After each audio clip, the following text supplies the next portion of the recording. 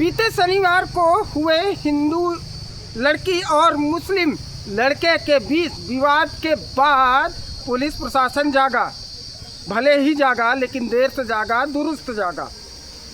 देखा गया कि होटल में एक युवक की दिन दहाड़े मुस्लिम युवक की पिटाई की गई और उसे इस सड़क पे दिन दहाड़े पीटा गया। मरणावस्था में युवक को छोड़ करके युवती और उसके साथी वहां से फरार हो गए। प्रतापगढ़ की पुलिस पहुंचती है, युवक को प्रतापगढ़ के मेडिकल कॉलेज में एडमिट कराती है। दूसरे दिन की कार्रवाई में होटल ग्रैंड पैलेस को सीज कर दिया जाता है और फिर उसके बाद प्रशासन जागता है।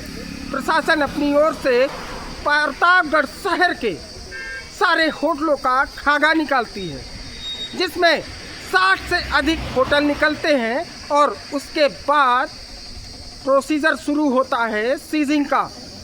हर एक होटलों पर जा कर के सीजर का पूरा लोकेशन देखा जाता है, एनओसी चेक की जाती है, लाइसेंस चेक किया जाता है। और ऐसे ही शुरुआत में 4 होटलों का सामना हुआ पुलिस और प्रशासन का, जिनके पास ना तो एनओसी और ना ही लाइसेंस मिले। पुलिस ने तुरंत ही उन होटलों को सीज कर दिया, जिनमें पहला था कान्हा श्याम लॉज, दूसरा था श्री कृष्ण लॉज और तीसरा था श्यामा लॉज।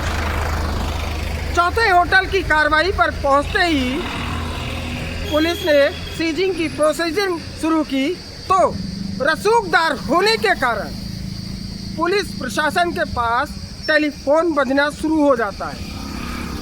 कुछ ही कमरे सीज करके और होटल को छोड़ दिया जाता है और उनको कुछ घंटे का समय दिया जाता है। प्रतापगढ़ पुलिस के ऊपर सवालिया निशान ये भी खड़ा होता है, क्या जब कोई घटना होती है तभी प्रतापगढ़ पुलिस जागती है? आखिर इसके पहले प्रतापगढ़ पुलिस क्या कर रही थी कि जो अवैध रूप से होटल चल रहे थे? ऐसे कई होटल हैं जो अवैध रूप से चल रहे हैं, जो घंटे 2 घंटों के लिए होटल रेंट पे दिए जाते हैं। ऐसे होटलों के खिलाफ प्रतापगढ़ पुलिस कब कार्रवाई करेगी? ऐसा देखा गया था आज से ठीक 10 साल पहले एक होटल में आग लगी, जिसमें 11 लोगों की जिंदा जलकर मौत हो गई। और आज से ठीक 2 महीने पहले एक सपा नेता के होटल में एक युवती की हत्या कर दी जाती है और उसके बाद 2 युवक वहीं से फरार हो जाते हैं। और युवक फरार भी कहाँ से होते हैं? प्रतापगढ़ नगर कोतवाली के भगवा चुंगी चौकी के सामने से।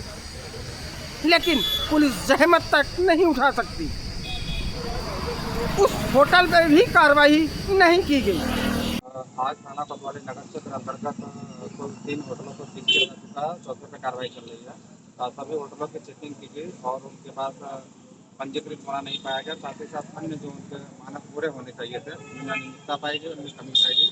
उसके व्यक्तिगत अभियान चलाया गया है और आने वाले दिनों में भी इसको कंटिन्यू रखा जाएगा।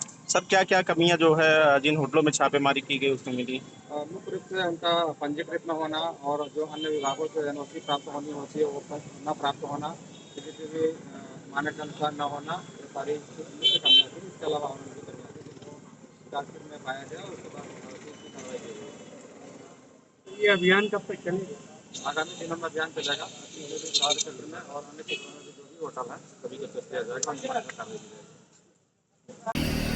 अब देखने वाली बात होगी कि जो पुलिस ये कह रही थी कि ये पूरा का पूरा सीजिंग का प्रोसीजर और जिन अवैध होटलों के पास एनओसी और लाइसेंस नहीं है, 1 हफ्ते तक लगातार कार्रवाई की जाएगी। आज वही पुलिस और प्रशासन ठंडे बस्ते में बैठा हुआ है। आखिर आज सीजिंग की प्रोसीजर क्यों नहीं बढ़ाया गया? सवाल तो प्रशासन के ऊपर भी खड़ा होता है और सवाल पुलिस के ऊपर भी खड़ा होता है। कैमरामैन अभिजीत के साथ ज्ञानेंद्र मिश्रा, IBC 24 प्रतापगढ़।